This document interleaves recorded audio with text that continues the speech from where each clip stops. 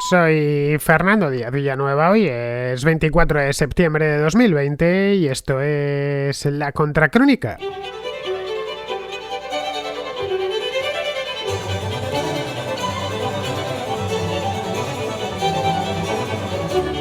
La semana pasada el Consejo de Ministros aprobó el anteproyecto de la nueva Ley de Memoria Democrática, una ley que lleva ese mismo nombre y que nace acompañada de polémica. El texto declara nulos los juicios franquistas, prevé convertir al Valle de los Caídos en un cementerio civil. Esto evidentemente implicará el desalojo de la abadía benedictina, que está establecida allí desde hace ya bastante tiempo, desde los años 50, que es cuando se abrió al culto la Basílica del Valle de los Caídos. Permitirá también ilegalizar las asociaciones y las fundaciones que hagan apología del franquismo y encargará al Estado la recuperación de restos humanos en las fosas comunes. Tiene otras previsiones, pero son bastantes y no me da tiempo a incorporarlas todas en la introducción. La ley, por lo demás, incorpora un régimen sancionador, con multas que van de los 200 a los 150.000 euros, y lo más importante de todo y novedoso es que crea una Fiscalía de Sala en el Tribunal Supremo que se denominará Fiscalía de Memoria Democrática y Derechos Humanos.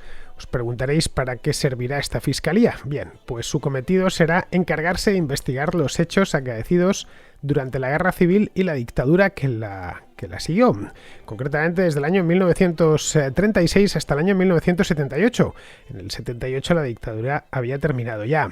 Bien, ante esta fiscalía, los ciudadanos podrán, los que lo deseen, evidentemente, interponer las denuncias pertinentes. La ley no viene, o el anteproyecto de ley, porque no es una ley todavía, no viene a complementar otra ley que también fue muy polémica en su momento, la Ley de Memoria Histórica del año 2007, que promovió en aquel entonces el gobierno de José Luis Rodríguez Zapatero. Viene a sustituir a la Ley de Memoria Histórica de 2007.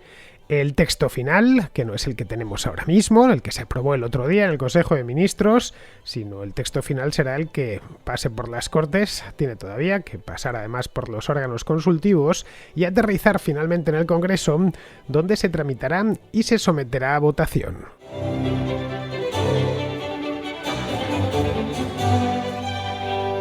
De un tiempo a esta parte se ha puesto de moda en España lo de la memoria democrática.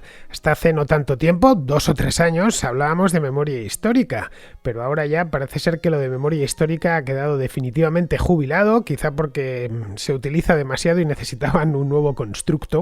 Este constructo de memoria democrática es algo de nuevo cuño, concebido para reivindicar a las víctimas del franquismo, al menos en España. Supongo que en Hispanoamérica, donde por supuesto también lo estarán utilizando para sus cosas, pues reivindicarán o se utilizará para reivindicar a otro tipo de víctimas. Bien, a lo largo de los últimos años se han aprobado leyes de memoria democrática, con este nombre además, en varias comunidades autónomas.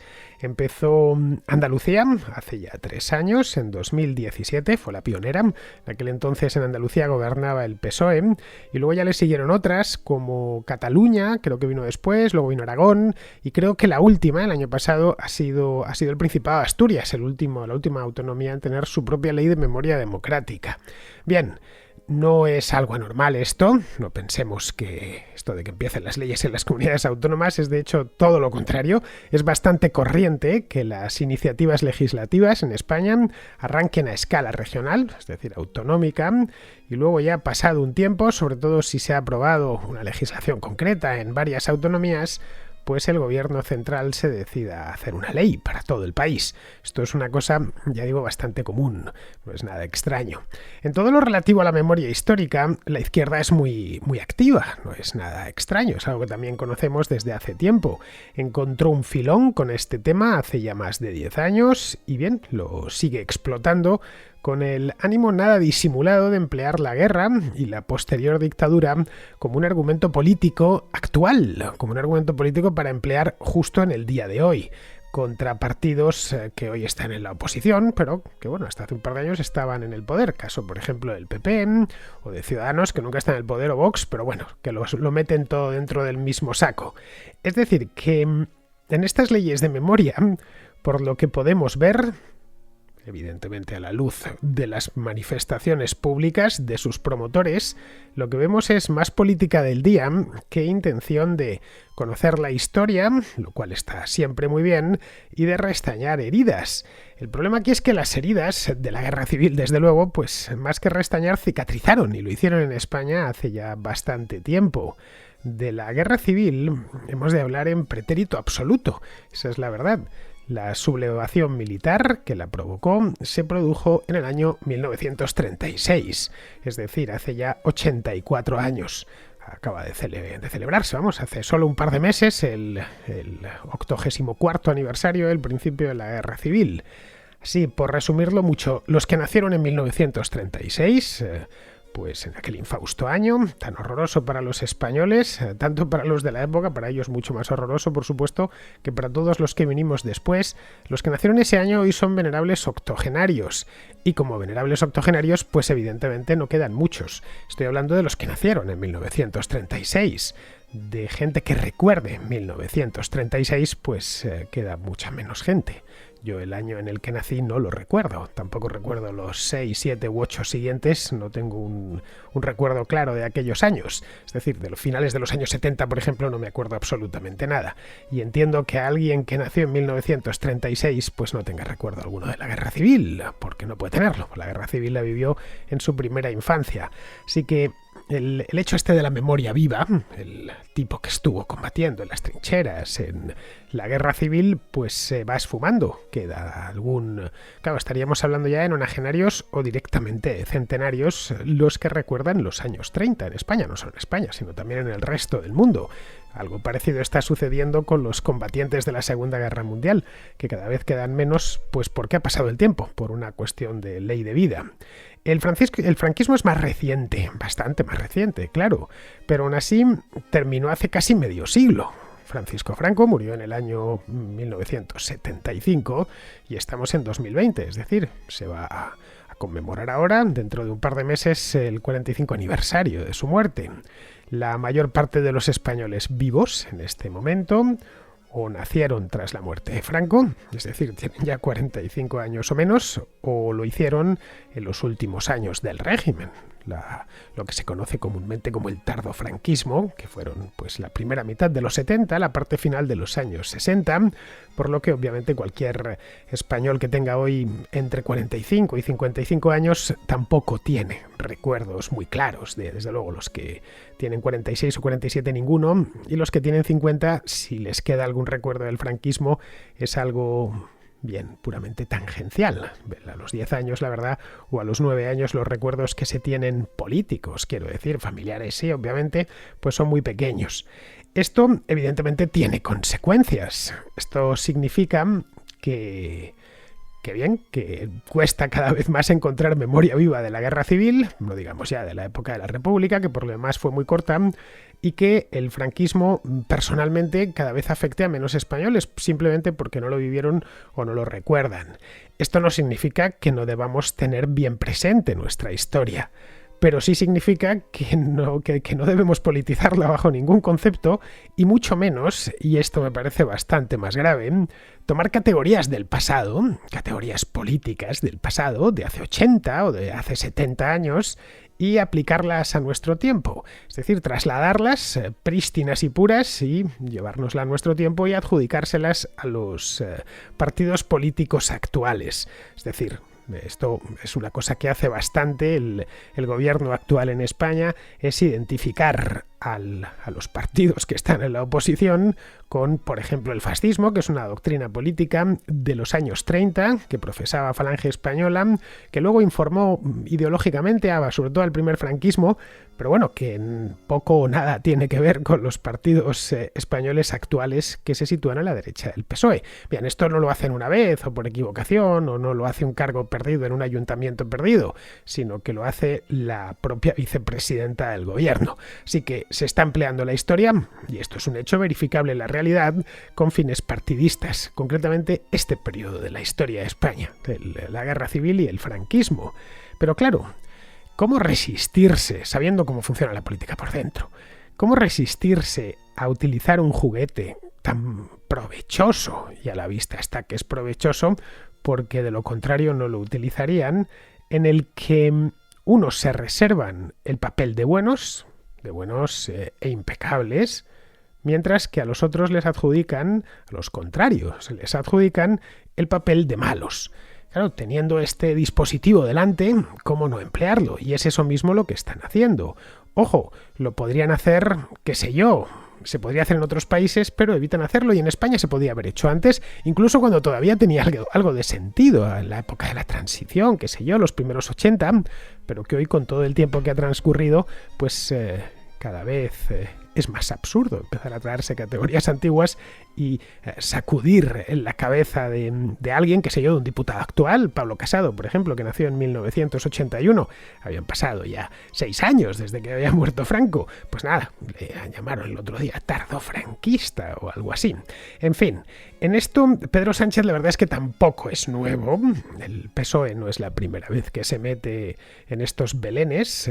No hace más que continuar con la obra de Zapatero, debidamente corregida y aumentada por la parte de su socio, que con este tema de la memoria democrática pues está especialmente emperrado. No sé, parece que, por lo que tenemos visto hasta la fecha, parece que quieren estirar el chicle hasta que ya no dé más de sí. Y claro, el tema es que está cerca eso de no dar más de sí. El chicle no queda mucho ya de chicle, ya es finísimo de tanto que han estirado este tema de la guerra civil y del franquismo. El franquismo está ya tan lejano que no se puede hacer justicia con sus prohombres. Esto es algo que, bueno, hubiera sido óptimo, en 1980, por ejemplo, haber hecho justicia con ciertos personajes salidos del franquismo y que habían perpetrado crímenes, sin ninguna duda. También lo hubiese sido, y también hubiera sido interesante haber hecho justicia con los que perpetraron crímenes en el otro bando de la guerra civil, pero bueno, precisamente por eso, para no remover el pasado más de la cuenta, en 1977 decidieron poner un punto final, y lo decidieron ambos. Es decir, esto no fue la ley de amnistía en España no fue ni muchísimo menos una ley impuesta desde la derecha, al contrario, la pedía la izquierda. Fueron los restos del régimen de Franco los que se negaron a que se aprobase esa ley. Está en el diario de sesiones de las Cortes por si alguien quiere comprobarlo. Pero bueno, el hecho es que 45 años más tarde, o 50 o 60 años más tarde, pues no se puede hacer justicia, porque no se puede hacer justicia con los muertos. No se les puede sacar de la tumba y sentarles en el banquillo. Vamos, que la mayor parte de ellos, por no decir todos, crían malvas ya desde hace años. Así que solo queda ir a por las ideas que movieron a aquel régimen y a por los pocos símbolos que quedan de él. Que las ideas, evidentemente algunas han permanecido porque las ideas se van transformando, etcétera, y algunas incluso afectan a las ideas, estoy hablando, no de simbología simplemente, sino de ideas. Algunas de las ideas que movieron al franquismo hoy se encuentran más en partidos de izquierda que en partidos de derecha. Por ejemplo, las de tipo económico, sobre todo las de las 2 primeras décadas del franquismo, en la época de la explosión de Falange, la autarquía, el aborrecimiento del capitalismo y todas estas cosas. Si quieren poner las ideas del franquismo, por lo menos del falangismo, a buen recaudo, deberían empezar por ellos mismos. Pero aparte de las ideas, también quieren ir a por los símbolos, que se han convertido, pues, a pesar de que quedan pocos ya, esa es la verdad, pero algunos que llevan ahí desde hace mucho tiempo y ya ni siquiera significaban nada. El caso del Valle de los Caídos significaba bien poquito, significaba para quien quería que significasen, pues a pesar de ello lo han tomado como si fuese un asunto de máxima importancia.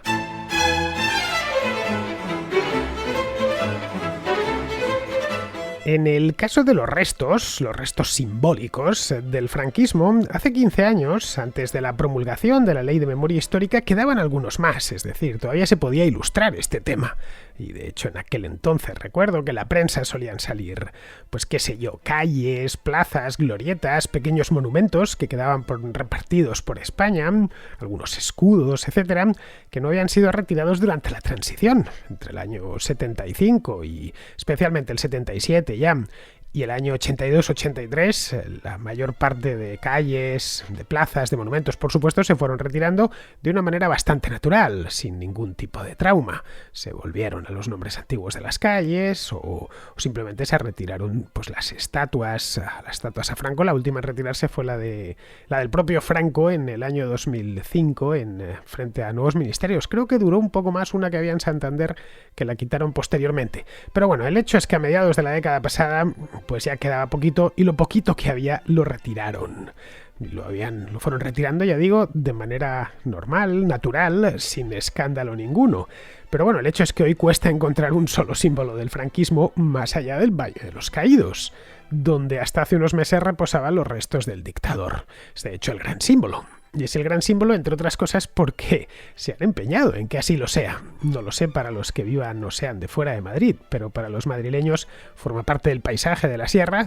Lleva ahí desde los años 50, que es cuando se terminó, y no tiene una significación especialmente franquista. Bueno, cuando uno sale en dirección por la carretera de La Coruña, en dirección a las montañas, pues ve a la izquierda una cruz muy grande que hay en un bosque, y poco más. No tiene más historia la cosa. Así es como se veía. Uno no pensaba en Franco si veía la cruz. De hecho, no pensaba en nada, veía la cruz sin más ni más. Esta obsesión con el Valle de los Caídos es algo bastante reciente. Cierto es que los nostálgicos del régimen, una tribu decreciente a lo largo de los últimos 45 años, y decreciente hasta el extremo que no hay más que ver en qué han quedado las conmemoraciones de la muerte de Franco el 20 de noviembre. Pues poco menos que caben no diré en un taxi, pero sí en un autobús de la EMT. Y sobrarían plazas en el autobús. Es decir, para esos pocos nostálgicos, pues sí, evidentemente significaba algo. Pero nada más. La edad media, por supuesto, de los nostálgicos del régimen pues debe de rondar, no lo sé, pero tranquilamente los 70 o los 80 años. Bien, aparte de eso no quedan muchos más símbolos. Es cierto que en el Valle de los Caídos, en su interior, en la basílica, frente al altar, sigue la tumba de José Antonio Primo de Rivera, el fundador de Falange Española, que fue fusilado por el gobierno republicano unos meses después de iniciada la contienda civil. Bueno, exactamente el 20 de noviembre del año 1936. La guerra había empezado en julio. Y que por lo tanto pues no tuvo ni arte ni parte en el franquismo. Aunque luego el régimen utilizó a la figura de José Antonio, no la persona, porque la persona estaba muerta ya. Lo utilizó de forma muy intensa, con fines propagandísticos. Le llamaban el ausente y su rostro estaba por todas partes, hasta en las escuelas lo ponían, especialmente en el primer franquismo, la primera década. Su causa, la causa de José Antonio Primo de Rivera, el franquismo, sí puede vincularse al franquismo. Bueno, el franquismo se encargó de vincularse a sí mismo con el falangismo todo lo que pudo. No así su persona, que cualifica, al haber muerto fusilado en el año 36, como víctima de la guerra civil. Quizá, no lo sé, no debería estar en ese altar, sino en cualquier otra parte de la basílica, pero bueno, eso ya es una cuestión de los dueños de esa basílica, que es la Iglesia Católica, es una basílica pontificia, además. Respecto a las ideas, la Constitución española garantiza la libertad ideológica. Lo hace en su artículo 16 y la libertad de expresión en su artículo 20. Es decir, uno puede tener la idea que quiera, por descabellada que nos parezca, y puede expresarla libremente. Hay 2 artículos que consagran eso. Eso permite, por ejemplo, pues que en España haya habido, entre otras cosas, partidos, como había en tiempos de los años 80 y en los años 90, partidos que defendían el terrorismo. Se les ilegalizó a algunos de ellos, pero no por defender el terrorismo, la independencia, por supuesto, sino porque les encontraron vínculos con la banda terrorista. Y si bien una persona puede defender sus ideas, por descabelladas que sean, ya digan, lo que no puede hacer es defenderlas con una pistola en la mano, ni formar milicias paramilitares, ni nada por el estilo. Por lo demás, aquí se puede y no hay más que verlo. Uno puede tener la idea que le dé la gana, constituir un partido y mientras respete la ley, pensar lo que quiera. No hay ningún límite en ese aspecto. Así que, en resumidas cuentas, que se puede ser franquista, vamos, nada más. En España uno es libre de enaltecer a quien le venga en gana, exponiéndose, eso sí, al estigma social que trae aparejado, pues enaltecer a dictadores y a sus dictaduras. Además, si esto de la apología de las dictaduras y demás, y de los dictadores, si lo hiciésemos extensible a todas las dictaduras que en el mundo han sido, y han sido unas cuantas, Pues algunos partidos, como Unidas Podemos, gran promotor de esta ley, tendrían problemas legales que se pondrían ellos mismos, por la apología sistemática que muchos de sus militantes hacen de dictaduras pasadas, como por ejemplo la soviética. Recordemos cómo celebraban hace solo 3 años los militantes de Podemos lo que se conoce como la Revolución Rusa, que no fue más que un golpe de Estado, el de los bolcheviques, un golpe de Estado que dio lugar a una guerra civil y luego posteriormente a una dictadura de 70 años, bastante feroz, por cierto. O directamente dictaduras presentes, como la castrista en Cuba.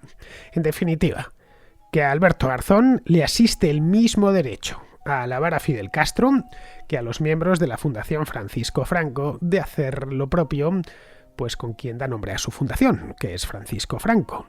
Respecto a la Fundación Francisco Franco, no sé, quizá algunos que estén en el extranjero pensarán que es algo importantísimo y tal. Pues yo la verdad no sé ni dónde están, pero según tengo entendido, son muy poquitos y están poco menos que en un apartamento en Madrid, custodian un pequeño archivo y poco más. Vamos, que no es nada importante, no es que sea una cosa multitudinaria, ni en absoluto. Si no hablasen tanto de ella en los periódicos, la mayor parte de la gente no sabría ni que existe. Luego, respecto al Valle de los Caídos en sí, aparte de un cementerio, y es un cementerio donde creo que hay enterradas unas 30.000 víctimas de los dos bandos en la guerra civil, aparte de eso es una basílica pontificia. Y además es una abadía benedictina, con su escolanía propia. Los monjes tienen ahí hasta su propio cementerio, no sé cuántos habrá enterrados, pero vamos, hace unos años estuve por allí y pude ver la escolanía, pude ver la abadía, lógicamente, y me comentaron lo del cementerio. El cementerio sí que no pude verlo porque no está abierto al público, al menos que yo sepa. A ver, que Franco fuese católico no significa que el catolicismo sea franquista ya de por sí.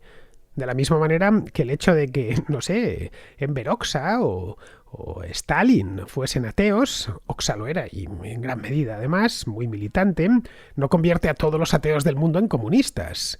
Mezclar una cosa y la otra, pues no tiene mucho sentido. El gobierno aquí las mezcla. Mezcla dos planos que no tienen nada que ver uno con otro, seguramente movido por la animadversión manifiesta que profesa hacia la Iglesia Católica y hacia toda su simbología, pero ese ya es un problema que tienen ellos, no que tiene la religión católica en sí o el cristianismo católico en sí.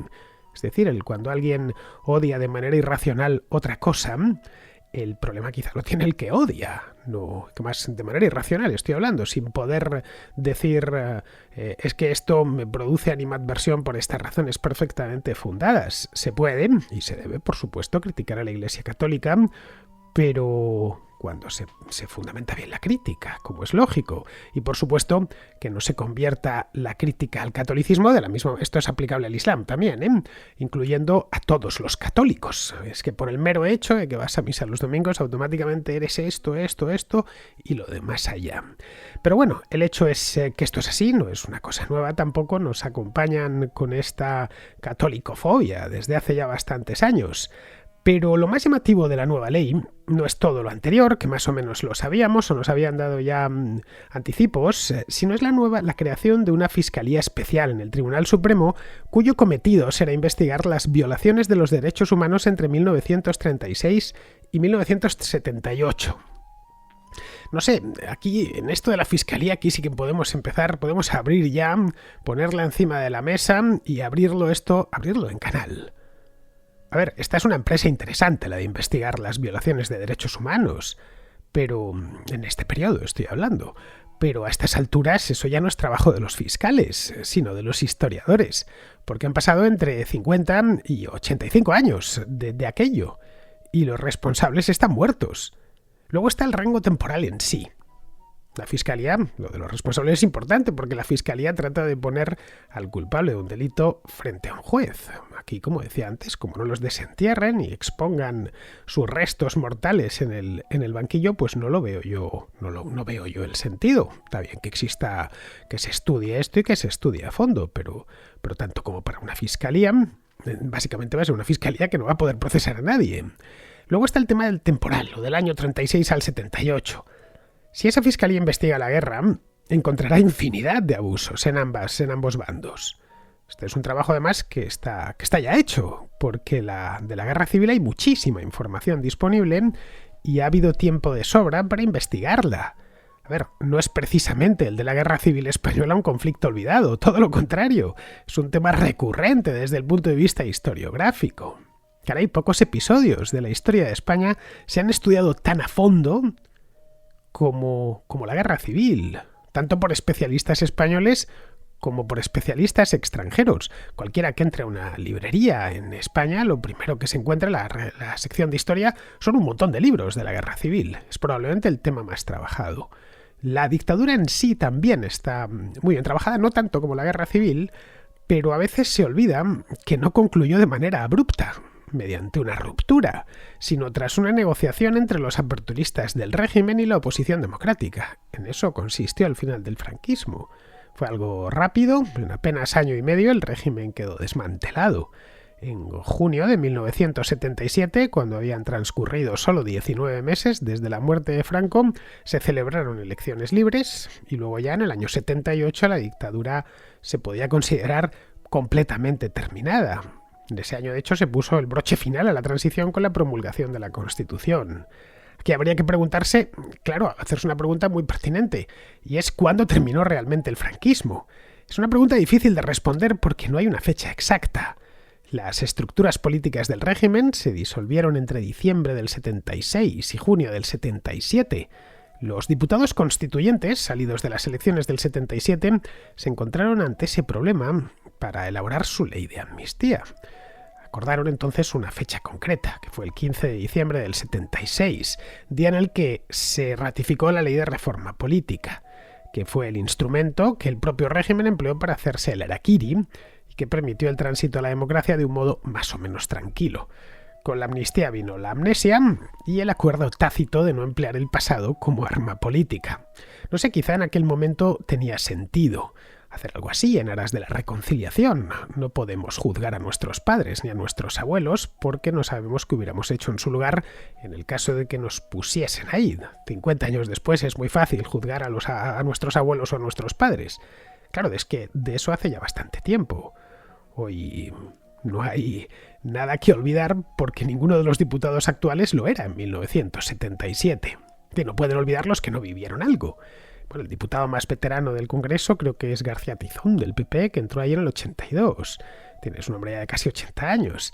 Así que no está de más recordar nunca jamás lo que pasó entre el 36 y el 76, pero es que ya no se pueden pedir responsabilidades.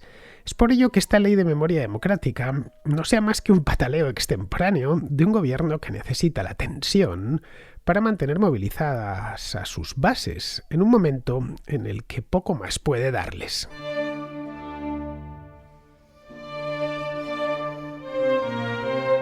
Vamos con la contrarréplica. Empezamos con Fernando, que se pregunta por la extraordinaria incidencia de la COVID en España. Acabo de escuchar la contra del 23 de septiembre, en el que dos contraescuchas pues te preguntan tema del COVID. Y tú concretamente a uno de ellos pues le indicas que no se puede comparar peras con manzanas, es decir, no se puede comparar a Suecia con España. Sí que me gustaría comentarte que, bueno, que si sería posible que nos compararas la incidencia del virus entre España y países parecidos a España. Es decir, países tipo Portugal, Francia, Italia y Grecia, donde en países como en Portugal la incidencia del virus no ha sido tan o no está siendo tan importante como en España. Porque la pregunta que yo te hago es, ¿somos más sociables los españoles que los portugueses, que los franceses, que los italianos? No sé. Si todo se achaca al tema social, pues hay países latinos que también son muy sociales. Y por otro lado, realmente los españoles, cuando terminó el confinamiento, ¿qué tipo de concienciación había hecho el gobierno contra todos nosotros? Porque la concienciación era mínima. Y la gente salió como si no pasara nada. Con lo cual la gente al final pues ha hecho Pues la labor de concienciación que le hizo el gobierno. Yo soy de la opinión que al final el tema de los rastreadores y el tema de las PCRs es lo que más ha influido en este país. Así que sí que me gustaría que nos dieras una pequeña opinión. Pues mira, Fernando, esta que pones sobre la mesa sí es una comparación correcta, no la de comparar Suecia con España, pero sí con los países vecinos. Mira, el país europeo más parecido a España es Portugal, más parecido en todos los aspectos, hasta en el climático, pero por supuesto en el cultural. Luego ya viene Italia y luego Francia. En esta comparación España sale muy mal parada, tanto en la primera como en la segunda ola, especialmente respecto a nuestros vecinos, a los portugueses. La tasa de muertos por millón de habitantes en Portugal es de 189, en España es de 661, es decir, que la española es 3,5 veces superior. Y esto con los datos que tenemos que sabemos que son superiores. Bien, que son mayores, vamos, que el número de muertos es mayor del reconocido. En Italia la primera ola les pasó por encima, como bien sabemos, y la segunda no tanto, porque allí, según parece, no se ha bajado la guardia. El ocio nocturno, por ejemplo, nunca ha llegado a abrir del todo, y cuando lo hizo, puntualmente se cerró en cuanto saltó la primera alarma, y se ha seguido un rastreo minucioso de contagiados. En los restaurantes italianos, por ejemplo, este verano, si ibas a comer a un restaurante, te pedían el número de teléfono para facilitárselo a las autoridades en caso necesario. A ver, aquí a mí no me han pedido en ningún momento, en todo el verano, el número en ningún sitio, y he debido comer 10 o 12 veces fuera de casa. Respecto al ocio nocturno, las fiestas y demás, en fin, ¿qué quieres que te diga? Hace 2 días, plena segunda ola ya, desalojaron la Riviera de Madrid, de esta sala que está al lado del río Manzanares, porque había 300 personas bailando en un local cerrado sin observar precaución alguna. Y a lo largo del verano pues lo hemos visto en muchísimos sitios, en festividades populares, atestadas de gente. No sé, me viene a la cabeza la fiesta mayor de Villafranca del Penedés a finales de agosto. Se dieron vídeos por las redes sociales. Básicamente es lo que decía ayer, aquí se ha juntado una improvisación política desoladora y un exceso de confianza por parte de mucha gente. Y bueno, ya sabes a qué velocidad se contagia esto. Una vez empieza, ya la cosa va en progresión geométrica. Bien, seguimos con Israel, que nos habla de la poca fiabilidad de las estadísticas de COVID en España. Y me gustaría comentar unas afirmaciones que hiciste el otro día sobre cómo era la evolución del COVID de los distintos países. Me da la impresión de que cuando te referiste a España utilizaste la estadística oficial, pero el problema está en que esa estadística oficial de España, del gobierno del Frente Popular, está falseada. Se falsea porque, a diferencia de lo que indican los criterios de la OMS, en España el gobierno solo contabiliza como víctima del COVID a aquellas personas a las que se le ha hecho un test. No se tiene en cuenta el criterio médico, es decir, que un médico vea los síntomas y la evolución de un paciente y determine pues, que presenta los síntomas del COVID y que esta persona, en caso de fallecer, pues ha fallecido por COVID. Todos estos años en España hemos conocido las estadísticas de la gripe y no se han hecho nunca pruebas de la gripe. Es el criterio médico el que analiza los síntomas que presenta una persona que ha fallecido y determina pues, que esta persona ha fallecido por gripe y que paciente arriba, paciente abajo, esas estadísticas siempre se han considerado correctas. En España no. En esta ocasión, dada la voluntad del gobierno de ocultar fallecidos, pues se ha decidido que solamente aquellos fallecidos con una prueba realizada se consideran víctimas de la COVID y además también se ha determinado pues, que no se pueden hacer autopsias, que también sería otra fórmula para ir aclarando las estadísticas. Tú mencionabas esto en un programa sobre Argentina y bueno, lo que hace el gobierno del Frente Popular en España es reproducir un modelo que ya se ha aprobado en Argentina y en Venezuela, que es destruir las estadísticas que no nos interesan. En esos países se empezó destruyendo los estudios sobre el IPC, sobre la inflación, de tal manera que dejó de poder utilizarse en el debate político la estadística sobre la inflación, porque simplemente la destruyeron. Empezaron a falsearla, a convertirla a un dato técnico elaborado con criterios técnicos, pues decidieron destruirlo, y es lo mismo que se ha hecho en España. Una estadística médica hecha con criterios médicos pues se ha falseado. Otra técnica es la de no dar contados los fallecidos en las residencias. En una ocasión una periodista le recordó a Simón que se le habían preguntado ya durante 17 veces cuál era el número de fallecidos en las residencias y no había manera de decirlos. Yo puedo entender que sea difícil hacer estadísticas en la Edad Media o en la República Centroafricana, pero en España, en Europa Occidental, en 2020, con los medios que hay, las estadísticas sí se quieren hacer, si existe voluntad de hacerlas, se hacen. Entonces, ya digo, Fernando, yo creo que deberías evitar utilizar en los programas estadísticas que están claramente manipuladas. Pues sí, Israel, utilizo la estadística oficial, claro, porque es la única que hay. Lo otro son estimaciones que a mí me merecen crédito, pero que carecen de la metodología necesaria en una estadística. El número de muertos, por ejemplo, todos intuimos que no son los 30.900 que reconoce el gobierno, sino que la cosa debe de rondar los 50.000, comparando la mortalidad en 2019 con la de 2020. A ver, triquiñuelas contables con este tema de la COVID las están haciendo en casi todos los países del mundo, ya sea por desidia, por incapacidad o directamente por intereses políticos. Por eso las cifras hay que tomarlas con pinzas, pero bueno, son las únicas que tenemos. Y bien, ya vamos a ir terminando, vamos con Íñigo, que ha visto la contraventana que subí hace 2 días sobre la inflación en la antigua Roma y tiene una pregunta. Tengo una duda que me ha surgido acerca de el último vídeo que subiste de la contraventana, de cómo la inflación acabó con el Imperio Romano. Y es que, claro, tú hablas de que empiezan a quitar la plata a los denarios y el oro a los aurios y que la inflación se dispara. Entonces, a mí la duda que me surge es que, claro, para nosotros que un billete de 5 euros no valga el papel 5 euros, lo tenemos muy, muy aceptado, ¿no? Que el valor nominal no se corresponde con el real. Entonces, mi duda va de cómo un romano común y corriente, con su saquito de monedas a la cintura, cómo se da cuenta de que su moneda no vale lo que dice que vale. Entonces, es como que no me ha quedado muy claro cómo se puede llegar uno a enterar de esas cosas, porque para los emperadores era fácil, ¿no? Hombre, si brilla, a lo mejor es que es bueno, ¿no? Entonces, bueno, era solo esa duda. Muchas gracias por el programa, soy un gran admirador y nada, muchas gracias. Bueno, Íñigo, no hay que irse al Imperio Romano. En España las monedas fueron de plata hasta principios del siglo XX.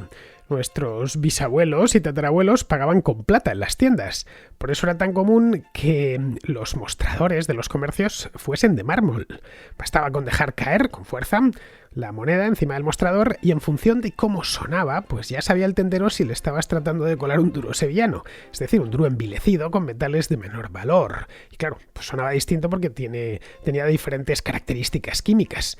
Aparte de eso, los saquitos se pesaban. Un duro de plata del año 1900, por ejemplo, pesaba 25 gramos, es decir, hacían falta 40 duros para 1 kilo. En las acuñaciones de la época figura la ley en la que se acuñaban, que era de 900 milésimas, y el número de piezas en 1 kilo. Tú mira una peseta o un duro del año, 1880 por ahí, verás que en el envés de la moneda aparece. En el caso del oro, la falsificación era todavía más fácil de detectar. El oro es un metal muy denso y muy dúctil. Una onza Troy, por ejemplo, pesa 31 gramos y si la monedas te sale una monedita pequeña, del tamaño de 1 euro más o menos, pero muy pesada. La moneda de 1 euro pesa 7 gramos y medio. Respecto, es decir, nada, pues en eso mismo cabía una onza Troy, pero claro, pesa muchísimo más, pesa 31 gramos. Respecto a la ductilidad, si arrojas una moneda de oro contra el suelo con fuerza, verás cómo se deforma ligeramente el canto. O si la muerdes, comprobarás que aplicando muy poca fuerza con los dientes, dejas marca encima de la moneda. Vamos, resumiendo, que era relativamente sencillo descubrir que estaban envileciendo la moneda.